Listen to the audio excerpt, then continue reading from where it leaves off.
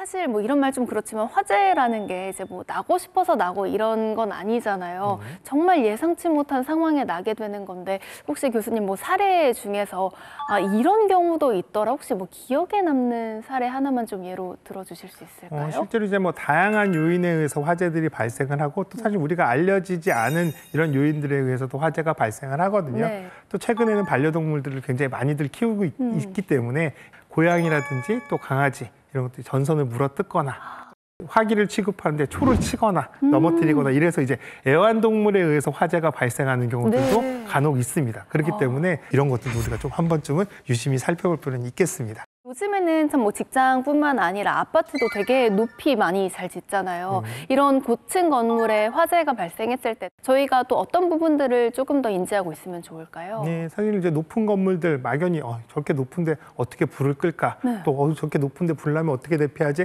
걱정들을 많이 하시는데요. 이런 높은 건물에 대한 화재 안전에 관련된 부분들은 전 세계적으로 봤을 때 우리나라가 가장 높은 수준의 안전에 대한 이런 것들을 적용을 하고 있어요. 그렇기 때문에 뭐 성능 위주 설계라든가 또 초고층에 관련된 별도의 법을 만들어서 네. 이러한 안전 성능들을 갖추게 하고 있기 때문에 높은 건물 같은 경우에는 각 층별로 자동화된 소방 시스템이라든지 또 좀 더 빨리 화재를 감지하고 대응할 수 있는 이런 시스템들을 갖춰놓고 있습니다. 다만 이제 대피 같은 경우는 많은 층을 내려와야 되다 보니까 시간이 많이 걸릴 수 있는 위험들은 있거든요. 그래서 이제 고층 건물이나 초고층 건물 같은 경우에는 피난용 승강기라고 해서 우리가 사실 일상적으로는 불이 났을 때 엘리베이터를 타지 마세요라고 얘기하잖아요. 위험할 수 있으니까. 근데 30층 이상의 건축물 같은 경우는 엘리베이터를 통해서 대피를 할 수 있게끔 안전하게 만들어 놓은 엘리베이터를 의무적으로 설치하게끔 되어 있어요. 그렇기 때문에 이런 높은 건물이 피난용 승강기가 있나 이런 것들도 한번 확인해 보셔서 화재 시에 이런 것들을 이용하시는 것들도 방법일 수 있고요.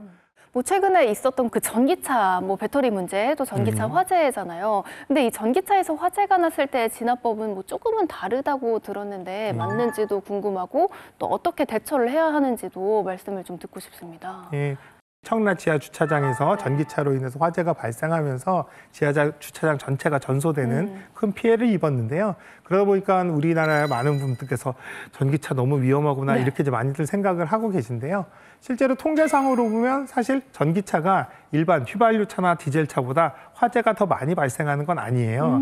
다만 이제 특성은 불이 붙었을 때 배터리 내부에서 화재가 발생을 하게 되면 열폭주가 일어나서 화재가 발생을 하는 경우가 일반적인데 이런 경우에는 바깥에서 물을 뿌리거나 뭔가 소화기를 뿌리거나 한다 하더라도 이 안쪽 부분에 이 열 반응을 멈추게끔 할 수가 없어서 불이 잘 안 꺼지는 상황이 되는 거예요. 그래서 이제 이동식 수조에 물을 채워서 차를 물에다 담근다든지 이런 방법들을 사용하고 있습니다만 다만 이제 중요한 건 이러한 특수한 방법들이 아니더라도 주차장에 설치되어 있는 스프링클러라고 하는 설비 이 설비만 제대로 작동된다면 화재가 더 커지는 상황들은 막을 수가 있거든요. 그렇기 때문에 우리가 뭔가 특별한 걸 더 많이 한다 이런 것보다는 건물에 설치되어 있는 소방시설 또 스프링클러 설비들이 평상시에 잘 작동될 수 있게끔 유지 관리를 잘 하는 것들 이런 것만으로도 충분히 우리가 화재에 큰 피해가 되는 것들을 막을 수 있다 이렇게 생각하시면 되고 또 전기차 화재 같은 경우는 사실 이제 배터리 내부에서 오프가스라고 하는 유독한 가스들이 또 나오거든요. 그러니까 차량 가까이 접근해서 진압을 시도하다가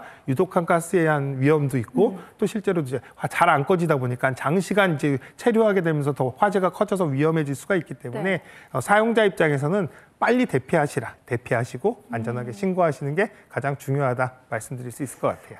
네, 이렇게 생활 속에서도 언제든 발생할 수 있는 이 화재 대처법, 여기에 또 예방법까지 저희가 함께 들어볼 수 있는 시간이었습니다. 강연을 마치면서 오늘의 지식 한마디 전해주세요.